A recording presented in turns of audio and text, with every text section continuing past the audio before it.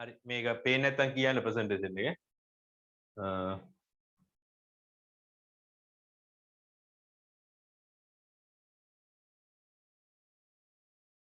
මේකට උත්තරේ වෙන්නේ අර කවිෂා කිව්වා වගේ 98 තමයි. කියන්නේ අපි සාපේක්ෂ පරමාණු ස්කන්ධ මේක එකතු කරලා ගන්න ඕනේ.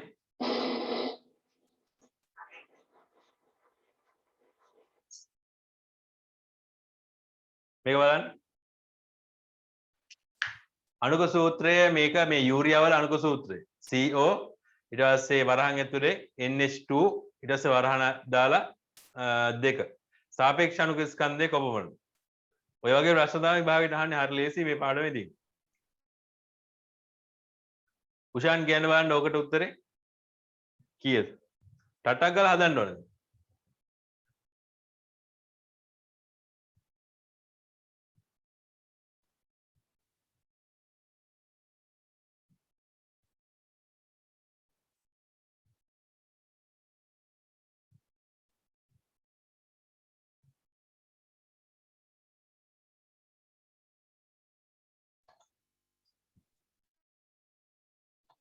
සර් හැදුවා කියන්න දෙයකට උත්තරේ. ඒවට කවුද මැසේජ් එකක් දාලා තියෙන්නේ කියලා බලන්න.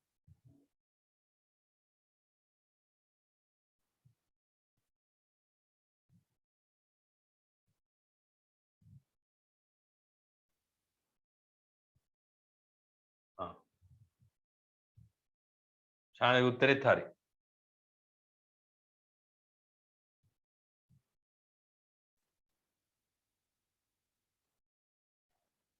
අපිත් දාන්නද සර්?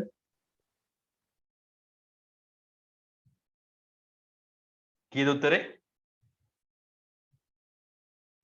සර් 60යි ආවේ 60ද? ඔව් 60 තමයි උත්තරේ.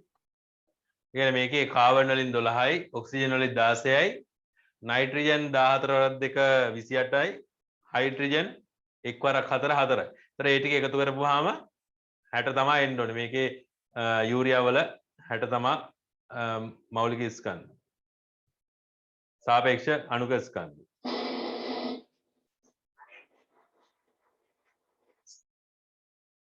හරි එච්චර තමයි මම බහුවරණ දාලා තියෙන එකට. දැන් ගන්නකො ඔයාලගේ ටියුට් එක. හරි වීඩියෝ ඔන් කරගන්නකො.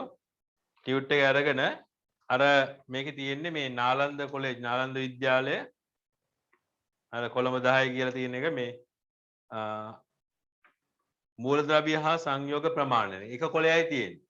මේකේ මට බහුවර්ණ 4 කරලා බහුවර්ණ 5 කරලා දෙන්න මේ මුලින්ම තියෙන බහුවර්ණ 5.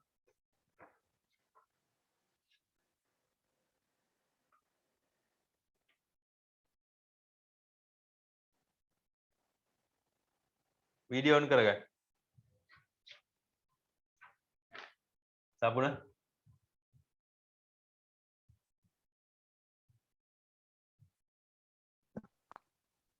පොඩ්ඩින් සර් ටියුට් කරන්න. ටියුට් එක හම්බෙලා නැහැ? සර් මොන ටියුට් එක චුට්ටක් පෙන්වන්න පුළුවන්ද? මෙන්න මම එක පොඩ්ඩක් ඔයාලට ෂෙයා කරලා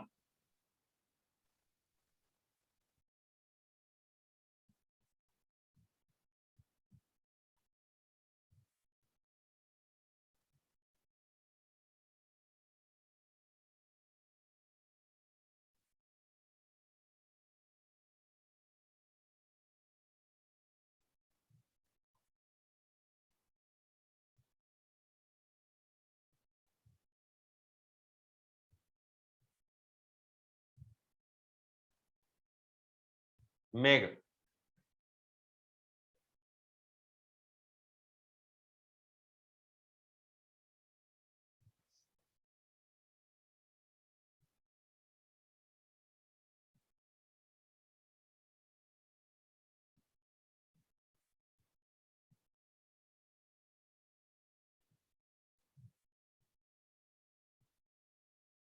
මේ පාඩමට හරීම මේ අඩු ළමයි සංඛ්‍යාවක් තමයි සම්බන්ධ වෙන්නේ. සම්බන්ධ වෙච්ච ළමයින්ට නම් හැමදාම සම්බන්ධ වෙච්ච ළමයින්ට නම් මේ පාඩම තේරෙන්නේ නැති කොහොම හරි කවිෂත් වැඩි අල්ලගත්තා මං හිතන්නේ මේ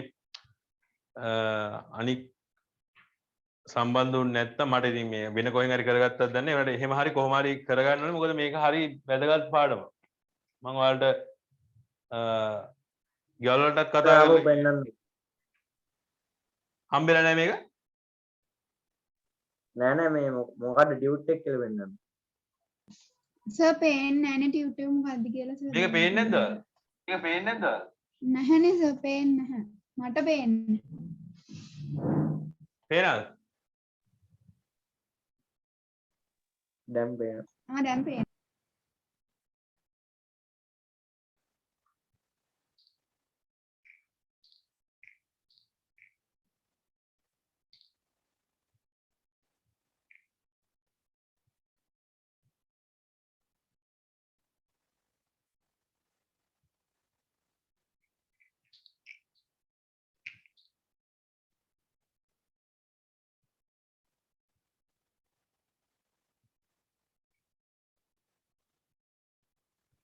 රචනා ප්‍රශ්න ටිකක් කරනවද? රචනා ප්‍රශ්න කරනවද? අද රචනා ප්‍රශ්න ඕනේ අපි බහුවර්ණ ටික කරලා අද පන්ති නවත්තමු. බහුවර්ණ ප්‍රශ්න පහ කරන්න කරාද මේ පහම? ඔව් සර් කරා. කරාද? මේකේ මේ රචනා ප්‍රශ්න වල දැන් ටියුටර් එක හොයාගන්න. පළවෙනි එක කරන්න ඒක හරිය ලේසි.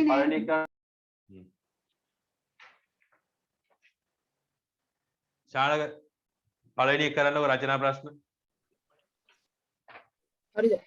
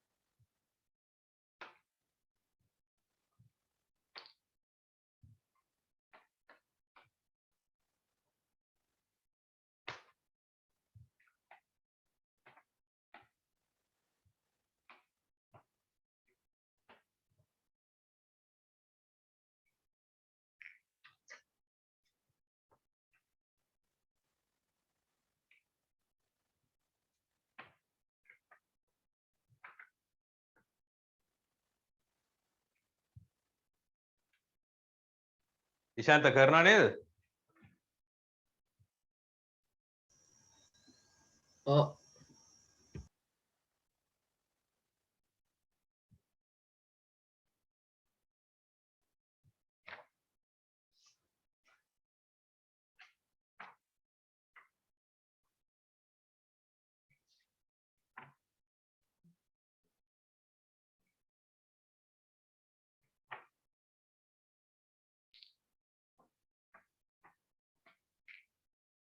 මේකෙදී අන්තිම ප්‍රශ්නේදී අන්තිම ප්‍රශ්න පස්වෙනි ප්‍රශ්නේදී මෙන්න මේ දත්ත ටික තියෙනවා නම් වැඩේ ලේසි.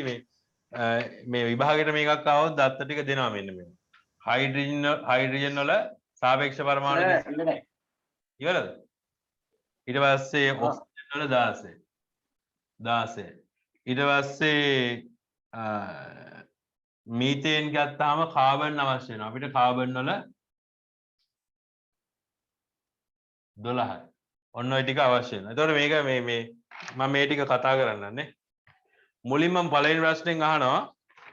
පළවෙනි ප්‍රශ්නෙන් අහන ඇමෝනියා එහෙම නැත්නම් NH3 අණු මවුල 5ක් තුල අඩංගු පරමාණු සංඛ්‍යාව කීයද?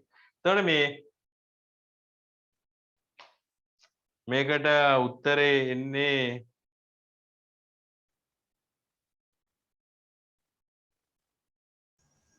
දෙකද නෑනේ මේ ප්‍රශ්නේ වැරදි.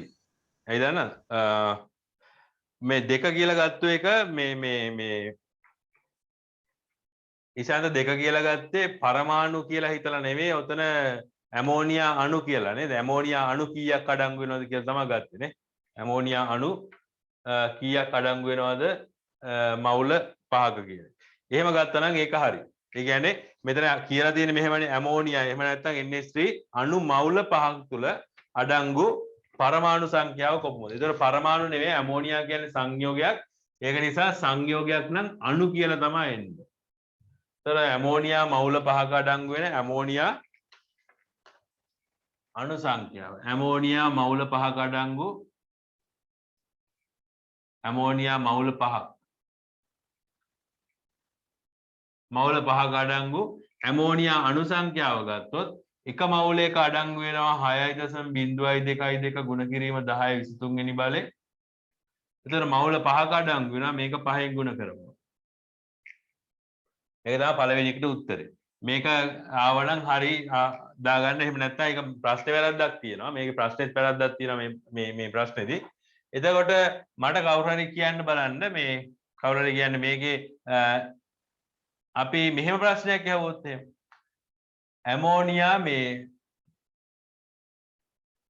ඇමෝනියා එක පරමාණුවක් ගත්තොත් ඇමෝනියා එක අණුවක් ගත්තොත් මේකේ එක අණුවක් ගත්තොත් මේකේ පරමාණු කීයක් තියෙනවද? මට වර්ග අදාළ නැහැ. පරමාණු කීයක් තියෙනවද? මේකේ නයිට්‍රජන් පරමාණු තියෙනවා, හයිඩ්‍රජන් පරමාණු තියෙනවා. සම්පූර්ණ පරමාණු ඔක්කොම කීයක් තියෙනවද මේ?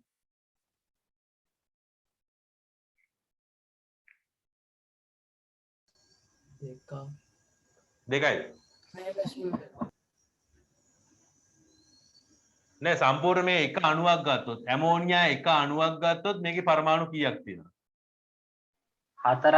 අන්න හරි 4ක් තියෙනවා. පරමාණු 4ක් තියෙනවා. මේකේ ඇයි හයිඩ්‍රජන් පරමාණු 3ක් තියෙනවා, නයිට්‍රජන් එකක් තියෙනවා. ඊට පස්සේ මේ ප්‍රශ්නේම අපි බැලුවොත් එහෙම ඇමෝනියා අණු මවුල 5ක් තුල අඩංගු පරමාණු සංඛ්‍යාව කීයද කියලා. එතකොට ඇමෝනියා අණු මවුල 5ක් තුල අඩංගු පරමාණු සංඛ්‍යාව කිව්වොත් එහෙම එක අණුවක පරමාණු 4ක් එනවා. එතකොට පරමාණු මවුල 5ක එතකොට අපි එක අණුවක පරමාණු 4ක් තියෙනවා නම් පරමාණු මවුල 5ක් ගත්තොත් මෙන්න මේ 4 ගුණ කරන්න ඕනේ මෙන්න මේ වගේ. මොකද ඇමෝනියා අණු එකක තියෙනවා පරමාණු 4ක්. දැන් අපි කතා කරන්නේ ඇමෝනියා අණු එකක තියෙනවා පරමාණු 4ක්. එතකොට මේක වැඩි කරන්න ඕනේ ආපහු 5 ගුණ කිරීම 6.022 ගුණ කිරීම 10 23. ඒ වුණාට මේ වගේ උත්තරයක් මේකේ නෑනේ කොහෙවත්. ඔව් මේ වගේ උත්තරයක් මේකේ කොහෙවත් නෑ. ඒ නිසා අපිට ඒක ගන්න විදිහක් නෑ. එතන මේකේ හරියටම එන්න ඕනේ මෙන්න මේ උත්තරේ. මේකේ අහලා තියෙන්නේ එහෙමනේ. ප්‍රශ්නේ අහලා තියෙන්නේ මේ ඇමෝනියා මවුල 5ක අඩංගු මේ පරමාණු සංඛ්‍යාව. එතන ඇමෝනියා එක අණුවක අඩංගු වෙනවා මවුල පරමාණු 4ක්. එතන එක අණුවක අඩංගු වෙනවා පරමාණු 4ක්. එතකොට අණු මවුල 5ක අඩංගු වෙන පරමාණු සංඛ්‍යාව හොයන්න මෙන්න මේ මවුල 5 ගුණ කරන්න ඕනේ 4ෙන්. එතන මේ ප්‍රශ්නේ මේ වගේ උත්තරයක් නැහැ. ඒක නිසා අපිට ඒක ගන්න විදියක් නැහැ. ගන්න වෙන්නේ අර දෙවෙනි උත්තරේ.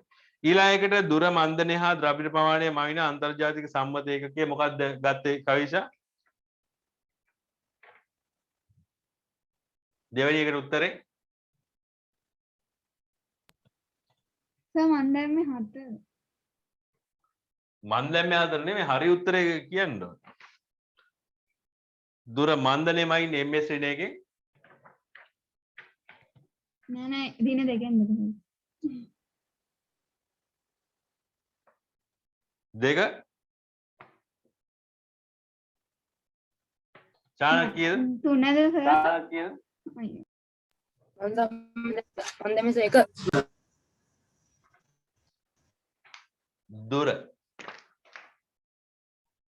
දුරමාන ඉන්නේ මොකෙන්ද කියලා අහුවොත් එහෙම මට මං හිතන්නේ මම එක වසර දෙක වසර තුන වසර එක්කෙනකින් උනත් කියයි මොකද්ද දුරමාන මොනවද? සෙන්ටර් මේක මේ විද්‍යාව නෙමෙයි මේක මේ ශිෂ්‍යත්ව මේක ශිෂ්‍යත්ව උත්තරේ එතකොට මේකේ එතකොට එක කියන එක කෙලින්ම අයින් කරන්න පුළුවන්. උත්තරේ 4 නෙවෙයි ඈ. උත්තරේ 4 නෙවෙයි. ඊට පස්සේ අහනවා ත්වරණය. ත්වරණය නෙවෙයි මන්දන. මන්දනය කියන්නේ ත්වරණයමනේ. මන්දන. මන්දනය කියන්නේ ත්වරණයම තමයි. මන්දනයම ඉන්නේ මේක තප්පර වර්ගයට මීටර ms ඍණ 2.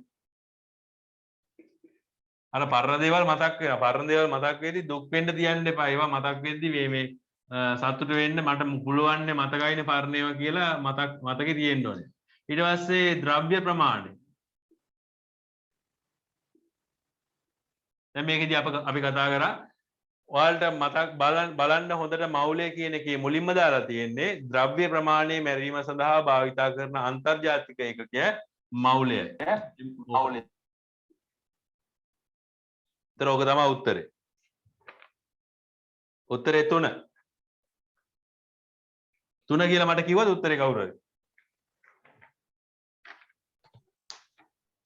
4 කියලා මං ආයේ 3 කිව්වා. කිව්වද? ද්‍රව්‍යක මවුල එකක තුල අඩංගු පරමාණු සංඛ්‍යාව නියත බව ප්‍රකාශ කරන ලද්දේ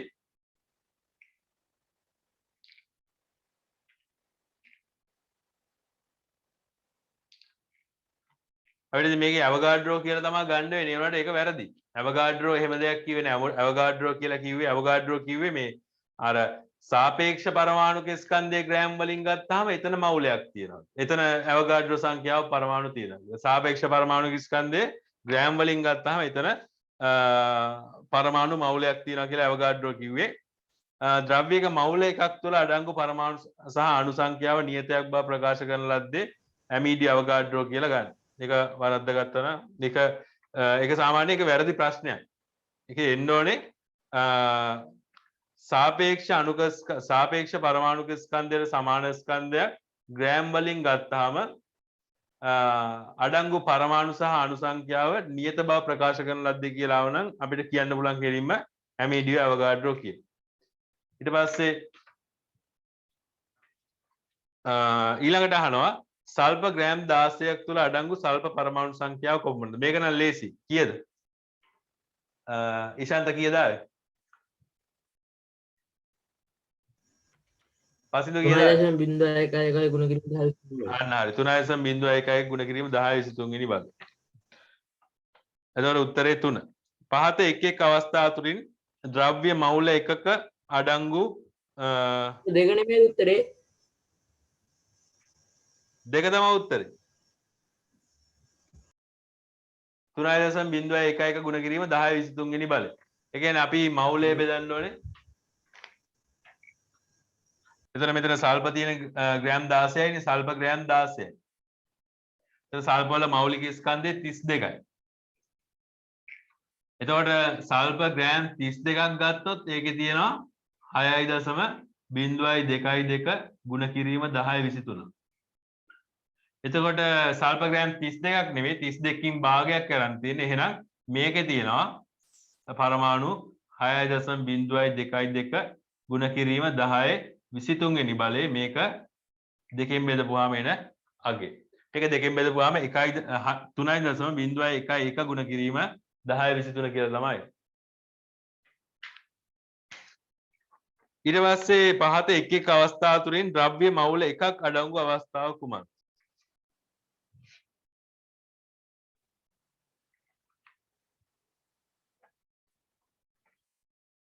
පසින්දු කීයද ආවේ මේකට උත්තරේ? මේක නම් චුට්ටක් අමාරු එකක්. 3 සර්. සිතුම් 3 සර්. 3. අපි බලමු. මේක වැරදුනාට ප්‍රශ්නයක් නැහැ. එතකොට මේකේ හයිඩ්‍රජන් මුලින්ම දීලා තියෙනවා. හයිඩ්‍රජන් ගත්තාම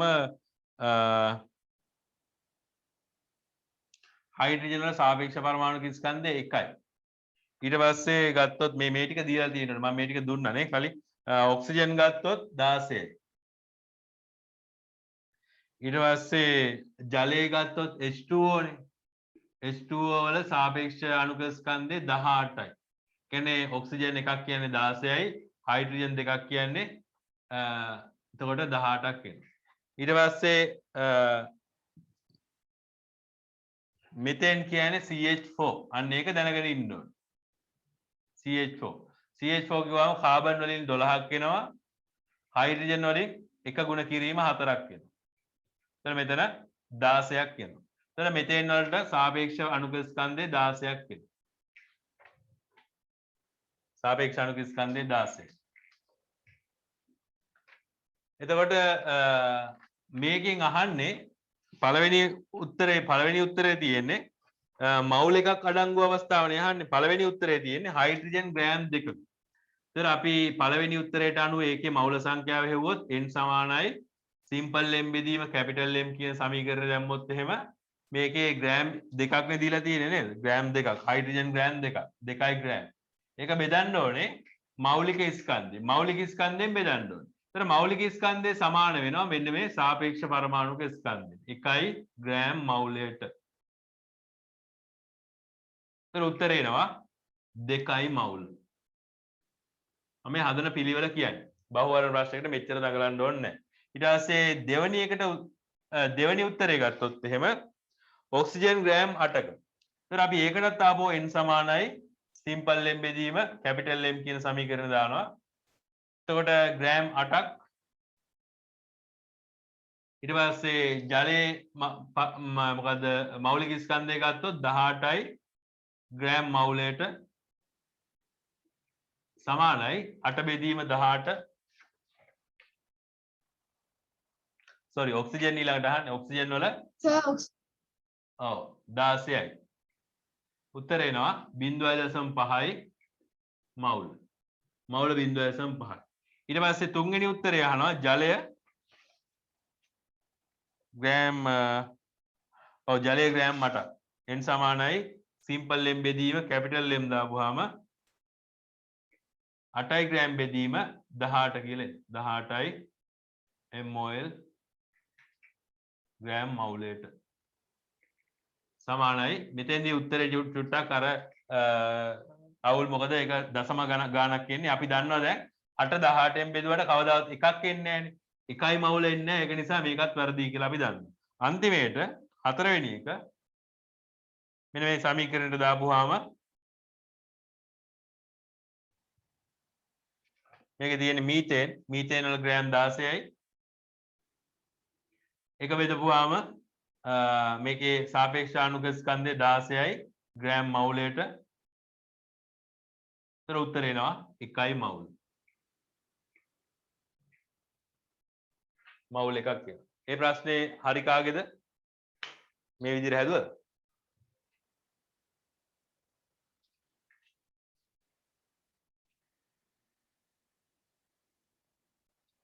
හරි මට අන්තිම වශයෙන් මේ අන්තිම ප්‍රශ්නේ හදන්නේ. අන්තිම ප්‍රශ්නේ මේක රචනා ප්‍රශ්න වල පළවෙනි එකත් කරලා දෙන්න කොටක් ගාලා ශානකලම් කරා මං හිතන්නේ. පළවෙනි රචනා ප්‍රශ්නෙත් කරලා දෙන්න. මම විනාඩි 5ක් දෙන්න.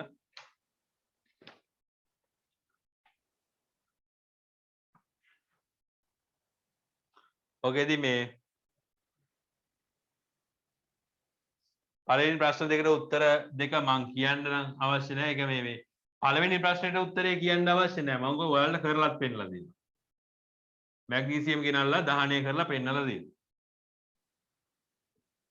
හරි මේක මේ පාඩමට අදාළ එකක් නෙමෙයි. පළවෙනි ප්‍රශ්නේ දෙවෙනි ප්‍රශ්නේ මේ පාඩමට අදාළ එකක් නෙමෙයි. පළවෙනි ප්‍රශ්නෙන් අහන්නේ මැග්නීසියම් දහනය කිරීමේදී ඇතිවන නිරීක්ෂණය මොකක්ද? මැග්නීසියම් දහනය කිරීමේදී ඇතිවන නිරීක්ෂණය මොකක්ද? මැග්නීසියම් දහනය කරද්දී මොකක්ද ඇතිවන නිරීක්ෂණය?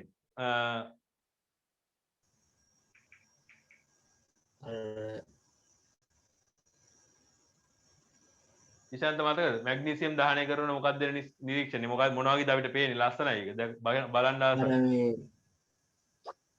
දීප්තිමත් දැල්ලක් ඇති වෙනවා. එතකොට අර මේ සුදු පාට කුඩු වගේක් කරනවා. අන්න හරි බොහොම හොඳයි. මැග්නීසියම් දහනය කරනකොට දීප්තිමත් සුදු පැහැති දැල්ලක් ඇති වෙනවා. දීප්තිමත් සුදු පැහැති දැල්ල. ඊට පස්සේ ඉතුරු වෙනවා අර ඉෂාන්ත කිව්වා වගේ සුදු පැහැති කුඩක් ඉතුරු වෙනවා. බොහොම හොඳයි. එතකොට ඒක තමයි නිරීක්ෂණය. ඒකට අදාළ තුලිත රසායනික ප්‍රතික්‍රියාව ලියන්න කිව්වම මැග්නීසියම් ඊට පස්සේ ඔක්සිජන් එක්ක ප්‍රතික්‍රියා කරන එක තමයි දහනය කියන්නේ. ඊට පස්සේ හැදෙනවා මැග්නීසියම් ඔක්සයිඩ් ධන මැග්නීසියම් ඔක්සයිඩ් තමයි හැදෙන්නේ. ඒතර මේකට අදාළ තුලිත රසායනික ප්‍රතික්‍රියාව ගිහම ඔයාලා වැඩි හිතන්න එපා. ඒකට මෙන්න මේක ලියා ගන්න. මේක තමයි තුලිත රසායනික ප්‍රතික්‍රියාව. ඊටු ටික කරන්න පුළුවන්. ඒතර පළවෙනි එකයි දෙවෙනි එකට උත්තර අපි කතා කරා. ඊතුරු ප්‍රශ්න තුනට උත්තර ලියන්න. මේ දෙකත් ලියාගෙන ඊතුරු ටිකත් ලියන්න.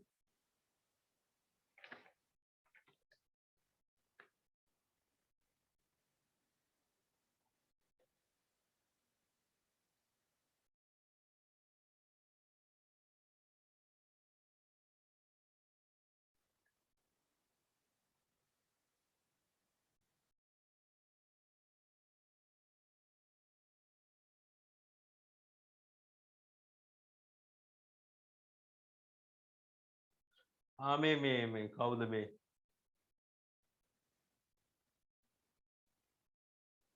net පිහිටියා නේද එද්දිම පටන් ගද්දිම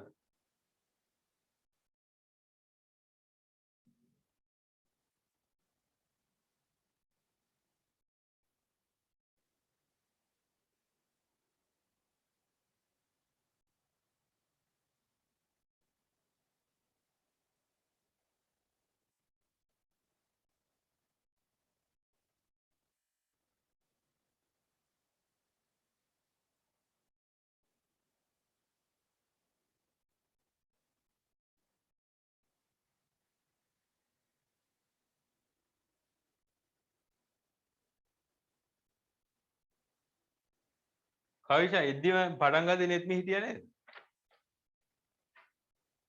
10ක් ඔව් සර් net හිටියා. හිටියා සර්.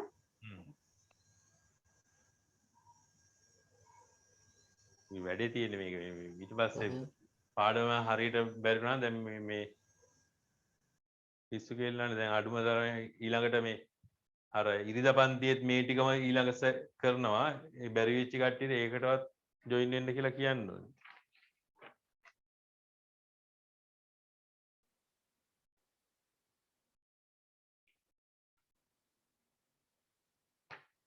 මොකද මේ මගේ පන්තියකට එනකොට ඊට පස්සේ මම ඒ වගකීම ගන්න ඕනේ නැත්තම් මේ එන්නේ නැත්තම් දිගටම එන්නේ නැතුව ඉන්න ඕනේ. මේ නිකන් යලට එකයි මහට එකයි වගේ මෙහෙම පන්ති එන්න එපා. එහෙම තේරුමක් නැහැ නේක. එනවනම් දිගටම එන්න ඕනේ. එන්නේ නැත්තම් කෙලින්ම නවතින්න ඕනේ. එහෙමයි මම කියන්නේ මේ යලට එකයි මහට එකයි පන්ති ඇවිල්ලා මට වගකීමක් බාර ගන්න බෑ ඒ ළමයි. හරි මම මේ ගණන් ටික හදන්නම් බලන්න ගාන හදන්නම්. මේකේ මුලින්ම කියනවා පිරිසිදු මැග්නීසියම් ග්‍රෑම් 3ක් පමණ දහනය වනතුරු රත් කරන ලදී. ග්‍රෑම් 3ක් විතර දහනය වෙනකන් රත් කරලා තියෙනවා. ගිනි ගන්නකන් රත් කරලා තියෙනවා. ඊට පස්සේ මැග්නීසියම් දහනය කිරීමේදී ඇතිවන නිරීක්ෂණය සුදු පැහැති දැල්ලක් එක්ක දහනය වෙනවා. ඊට පස්සේ සුදු පැහැති කුඩක් ඉතුරු වෙනවා. ඉෂාන්ත කිව්වා වගේ මේ දෙක සිද්ධ වෙනවා. ඊට පස්සේ මැග්නීසියම් දහනයට අදාළ තුලිත රසායනික සමීකරණ ලියන්න. ඒක තමයි මම මේ ලියලා තියෙන්නේ. මැග්නීසියම් ධන ඔක්සිජන් මැග්නීසියම් ඔක්සයිඩ්. එතකොට මෙතන දෙකේ ඉලක්කමක් ඉස්සරහට එනවා. මෙතෙන්ටත් දෙකේ ඉලක්කමක් එනවා. ඕවා අපි රසායනික විපර්යාස වලදී කොහොමද තුලිත කරන්න කියලා අපි ඉස්සරහට පාඩම් වලදී කතා කරමු. ඊළඟට ග්‍රෑම් 12ක් තුල අඩංගු මැග්නීසියම් මවුල ගන්න කොපමණද?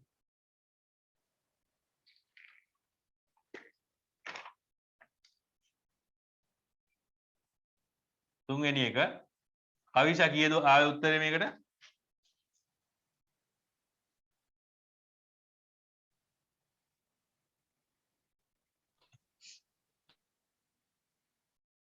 තුන්වෙනි එකට උත්තරේ කීයද? දෙකක්. දෙකක් ආවද? ඔව්නේ. මැග්නීසියම් මවුල ගන්න හොයනකොට මවුල ගන්න හොයන සමීකරණ ඉස්සෙල්ලා දැනගෙන ඉන්න. n සමානයි සිම්පල් m බෙදීම කැපිටල් m. එතන සිම්පල් m කියලා කියන්නේ d ඇති ස්කන්ධය, කැපිටල් m කියලා කියන්නේ මෞලික ස්කන්ධය. එතන මෞලික ස්කන්ධය මේක උඩින් දීලා තියෙනවා. මේකේ සාපේක්ෂ පරමාණුක ස්කන්ධය මම හිතන්නේ දීලා තියෙන්නේ. ඔව්. මැග්නීසියම් වල සාපේක්ෂ පරමාණුක ස්කන්ධය දීලා තියෙනවා 24යි. එතන ඒකේ මෞලික ස්කන්ධය අපි දැනගන්න ඕනේ 24ම තමයි. හැබැයි ඒකකයේ ග්‍රෑම් මවුලයට. දැන් මේකේ මවුල ගන්න හොයන්න පුළුවන්ද කවිෂ?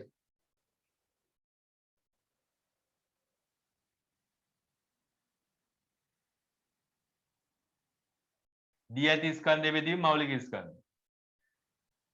මැග්නීසියම් ග්‍රෑම් 12ක් දීලා තියෙනවා.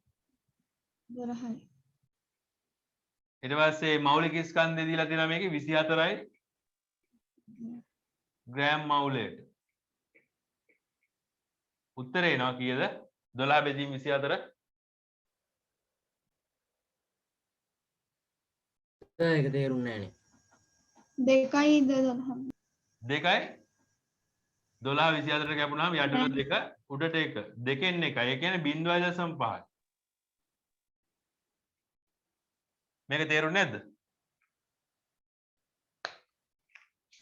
බලගන්නකො. තේරුණා. ඉෂාන්තට තේරුන්නේ නැහැ කියවනේ බලන්න පොඩ්ඩක්. මේ දැන් මේ සමීකරණ රෝමයෝ ගැන හිතන්න එපා. සමීකරණ කියන්නේ අර මැග්නීසියම් වල තුලිත රසායනික සමීකරණ ලියන්න කියලා තියෙනවා. ඒක ගැන හිතන්න එපා. ඒක වැඩක් නැහැ. එතකොට අපිට මේකේ දීලා තියෙන දත්ත තමයි මෙන්න මේවා. මැග්නීසියම් වල සාපේක්ෂ පරමාණුක ස්කන්ධය දීලා තියෙනවා 24යි කිය.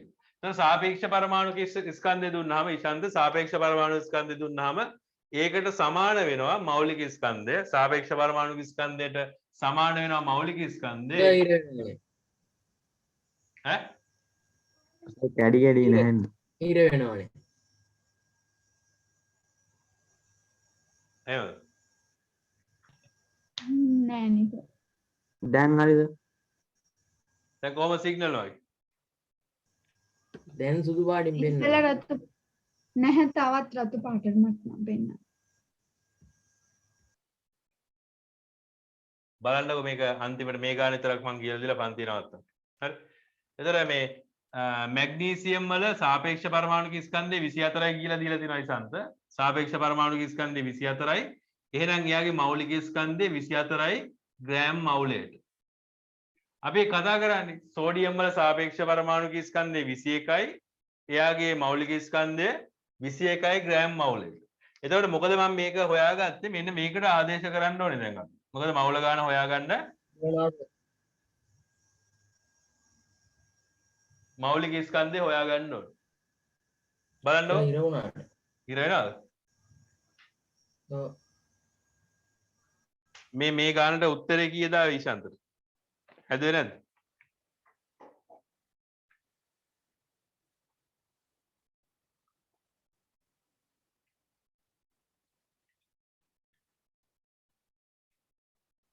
තුන්වෙනි එකට නෑ. ඔව්. මම 2යි කියලා දැම්මේ. සර් තුනේ ඉස්සෙල්ලා හැදුවා.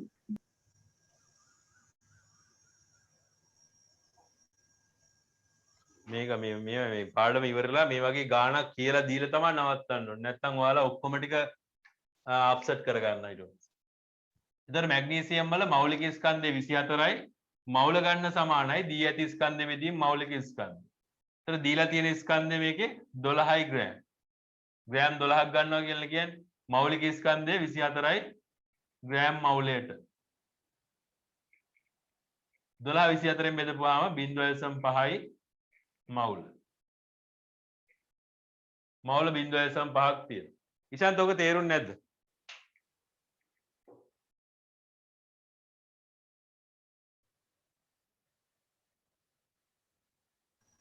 නෑ නේද?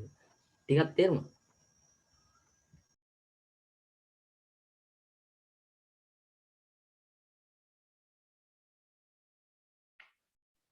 ඔයාලට මේ ඇහෙන්නේ නැහැ කියලා නැත්නම් මට මේක කියලා දෙන්න පුළුවන් ආපස්සට. ඇහෙනවා සර් දැන් හොඳට. හරි. බලන්නකො මම එක සැරයක් මේක කියලා දෙන්නම්. අපි ඇහෙන්නේ නැත්නම් පන්ති නවත්තමු. කියන්න මට ඇහෙන්නේ නැත්නම් ඈ. බලන්නකො ඒකේ අහලා තියෙන මෙහෙම මැග්නීසියම් ග්‍රෑම් 12ක් ගත්තොත් ඒකේ මවුල ගන්න. මැග්නීසියම් ග්‍රෑම් 12ක් ගත්තොත් ඒකේ මවුල ගන්න. මවුල ගන්න හොයන්න කියපු ගමන් අපි අර සමීකරණය ගන්න ඕනේ. n සමානයි මවුල ගන්න සමානයි දී ඇති ස්කන්ධය බෙදීම මෞලික ස්කන්ධය. මේ සමීකරණය මතකද ඉෂාන්ත? අර අපි අන්තිමට කතා කරපු සමීකරණය. මතකයිනේ? ඔව් සර්. එතකොට මේකට තමයි අපි ආදේශ කරන්න ඕනේ මෙන්න මේ දීලා තියෙන දත්ත ටික. අපිට දීලා තියෙනවා මැග්නීසියම් ග්‍රෑම් 12ක් ගන්න ඕන. Magnesium gram 12. මැග්නීසියම් ග්‍රෑම් 12ක අඩංගු පරමාණු සංඛ්‍යාව පරමාණු නේ මවුල සංඛ්‍යාව තමයි අහන්නේ. එතකොට මැග්නීසියම් ග්‍රෑම් 12ක් අපිට දීලා තියෙනවා. එහෙනම් දී ඇති ස්කන්ධය 12යි ග්‍රෑම්. මෞලික ස්කන්ධය අපි දන්නවා 24යි කියලා දීලා තියෙනවානේ සාපේක්ෂ පරමාණුක ස්කන්ධය. සාපේක්ෂ පරමාණුක ස්කන්ධය 24යි නම් ඒකේ මෞලික ස්කන්ධය අපි ඒකම තමයි ග්‍රෑම් මවුලයට කියලා ඒකකයක් දාලා ගන්න. ඒක සාපේක්ෂ පරමාණුක ස්කන්ධයටම තමයි මෞලික ස්කන්ධය කියලා කියන්නේ. ඒකට ඒකකයක් දාන එක තමයි වෙනස. ඒතර මේක 12යි ග්‍රෑම් බෙදනවා 24යි ග්‍රෑම් මවුලයට. එතකොට 12 24ෙන් බෙදපුවාම 0.5යි. එතකොට මෙතන ග්‍රෑම් වලට ග්‍රෑම් අයින් වෙලා ඔහොම වෙලා අන්තිමේට මවුල කියන එක ඉතුරු වෙනවා.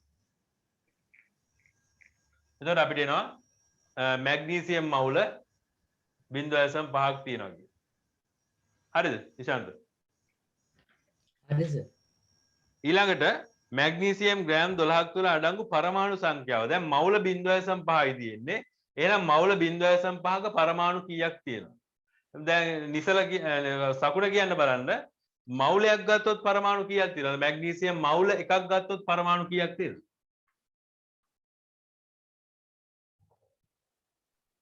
අර මේ වද්ද 6.0. ඔව් අන්න ඒක. දැන් තියෙන්නේ මවුල එකක් නෙවෙයි 0.5ක්. කීයද ආවේ? උත්තරේ. හැදුවේ නැද්ද ඒක? නෑ සර්. ඒකනේ. ඒ කියන්නේ හැදුවේ නැද්ද? ඒක බැරි හින්දාද හැදුවේ නැත්තේ? ඕන නැතිකමද? නෑ සර් මම ටියුට් එක රයිජයි ටියුට් එක කලවම් වෙලා හොයාගන්න බෑ. හරි. එතකොට මේකේ මවුල 0.5ක් තියෙන්නේ. 0.5යි මවුල. එතකොට මවුල එකක් ගත්තොත් එහෙම ඒකේ අඩංගු වෙනවා පරමාණු 6.022 ගුණ කිරීම 10 23 වෙනි බලයේ පරමාණු සංඛ්‍යාව අඩංගු වෙනවා. දැන් තියෙන මවුල එකක් නෙවෙයි 0.5යි මවුල.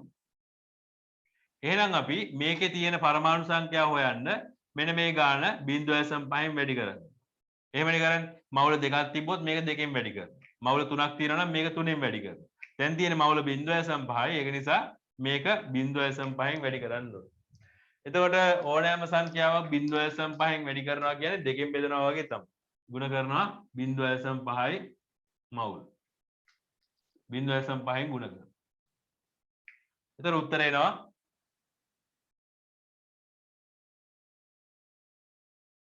3.011 ගුණ කිරීම 10 23 වෙනි බලය.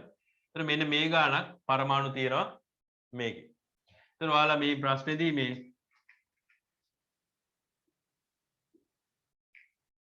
ඔන්න ඔය ටික ලියලා තිබුණා නම් ඇති. මෙන්න මේ ටික ලියලා තිබ්බා නම් ඇති. එතකොට 6.022 ගුණ කිරීම 10 23 වෙනි බලේ මේක මවුලයක තියෙන